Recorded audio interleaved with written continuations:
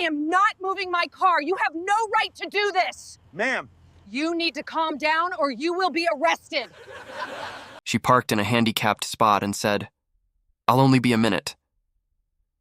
5 minutes later, her SUV was getting towed, and the cops were standing right there, waiting for her to come out. The look on her face? Pure shock. The kind of look people get when the rules they've always ignored finally catch up. But before that tow truck rolled in and justice showed up, everything started with one small moment. Me sitting in my old pickup truck. Watching her steal a parking spot meant for someone who actually needed it. And that's when I knew. This wasn't just about parking. This was about principle. But let me start at the beginning. Before we dive in, let me know where you're listening from today. My name's Frank Castle. I'm from Trenton County. Retired military.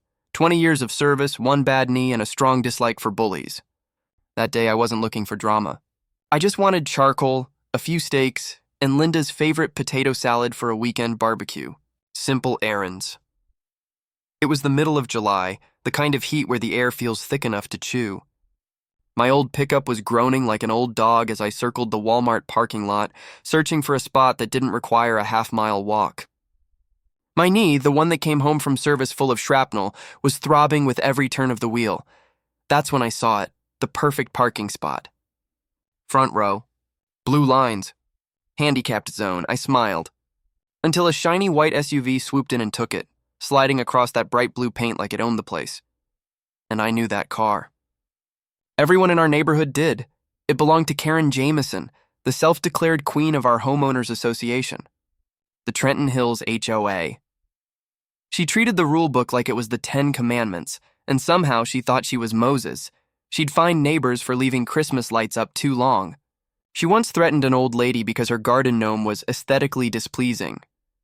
So, seeing her park where she absolutely shouldn't? Yeah, that made my stomach twist. Karen hopped out, no limp, no cane, no placard on her mirror. She looked like she'd just finished tennis. Perfect ponytail, bright clothes, expensive sunglasses. She scanned the lot like she owned every inch of it, then strutted into the store without a care in the world. I just sat there watching. Part of me said, "Let it go, Frank, find another spot, go home." But another part, the one that wore a uniform for 20 years, knew that blue paint wasn't decoration. It was a promise to the people who came back from service missing a part of themselves.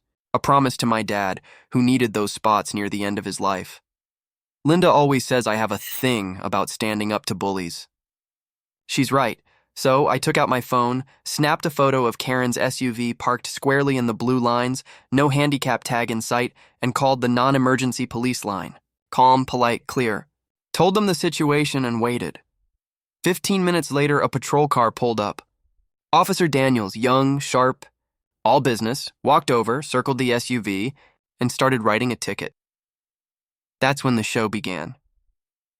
Karen came marching out of Walmart, pushing a cart full of bottled water and organic kale. She spotted the ticket, and her face turned from smug to furious in half a second.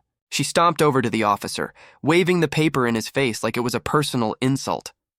"What is the meaning of this?" she barked. "I'm the president of the Trenton Hills HOA. I was only going to be a minute." Daniels didn't flinch. "Ma'am, you're parked in a handicapped space without a valid placard. That's a violation of state law." "It's empty," she snapped. "Not for long," I muttered from my truck window.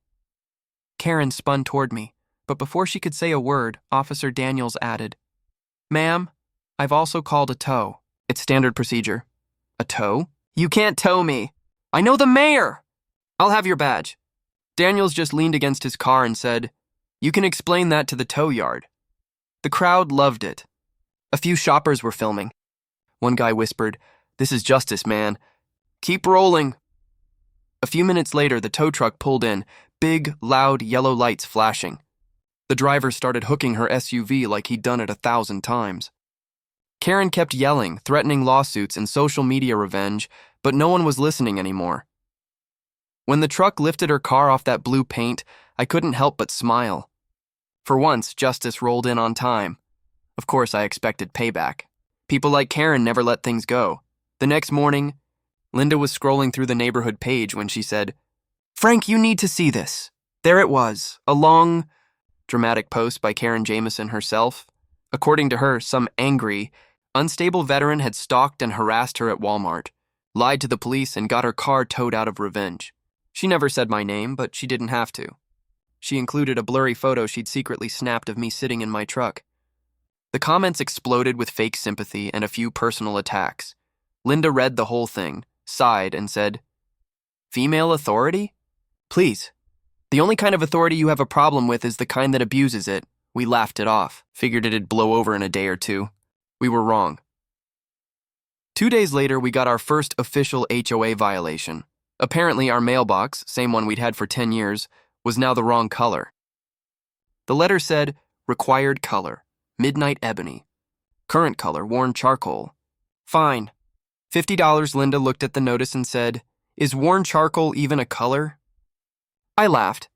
Guess it is now. We paid the fine. Not worth the fight. I wrote "paid under protest" on the check and took a photo of it for proof, but the fines didn't stop. Next came our lawn. One patch of grass near the driveway was apparently a 1/4 inch too tall. $50 fine. Then the garbage cans, left out 55 minutes past the designated collection time. Another $50. It was death by paperwork. Each violation was tiny and ridiculous, but together they were meant to wear us down. I knew her game. Classic bully tactics. Linda, as always, kept her humor. "Well, Frank, at least she's creative," she'd say. "Apparently our rose bush is now a threat to community safety." Her calm kept me grounded. But I wasn't about to let this go. My cousin Andrew's a lawyer. He told me document everything. Photos, dates, times, copies. People like her always slip up. You just need evidence when it happens. He was right. And sure enough, her big mistake came about a week later. It was just after midnight when someone knocked on our door. Loud, sharp. I grabbed my flashlight and peered through the peephole. No one there. I opened the door and found an envelope taped to the wood, marked "Urgent HOA Notice." Inside was a thick letter claiming we owed over $2,000 in unpaid fines for property neglect and hostile behavior. They threatened to put a lien on our house. A lien for fake fines. I sat at the kitchen table staring at that letter, my hands shaking with anger. 20 years of service, and this was how someone tried to take my home. The next morning, I was about to call my cousin when the doorbell rang. It was Officer Daniels. Same guy from the Walmart incident. He stood there in uniform, calm but serious. "Morning, Mr. Castle," he said. "Mind if I come in for a minute?" We sat at the kitchen table. Linda offered him coffee. He glanced at the fake lien notice and nodded. "This," he said, "is illegal. You're not the only one she's pulled this on. But there's more going on here than petty HOA drama." He leaned in and lowered his voice. "I'm part of a task force investigating disability fraud, specifically fake handicapped placards. And your HOA might be at the center of it." I blinked. "You're saying Karen's involved?" He nodded. "We've been tracking a local ring selling counterfeit handicap placards, hundreds of them. Fake tags, fake doctor signatures, fake records. And the trail points to Trenton Hills." My stomach sank. It made too much sense. The woman who thought she could park anywhere was literally selling the right to do it. "We've traced some of the templates back to a computer connected to your neighborhood clubhouse," Daniel said. "But we need solid evidence. A witness. Someone on the inside." Then he looked me straight in the eye. "We think she's running it out of the HOA office, and she's getting sloppy. You're respected in the community, Frank. We could really use your help."